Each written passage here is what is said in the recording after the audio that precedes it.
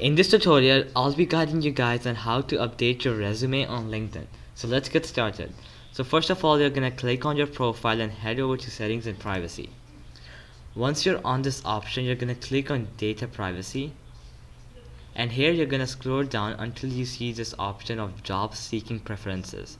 Here you're gonna click on the first option, job application settings. And then you're gonna click and then you'll be redirected to a page like this.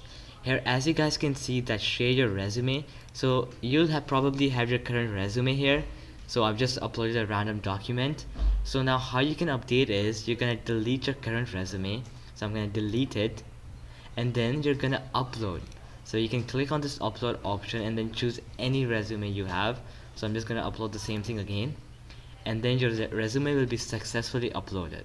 So that's how you upload a resume. So alright guys, that'll be it for the video. I hope it helped you out, and I'll be seeing you guys next time. Peace out.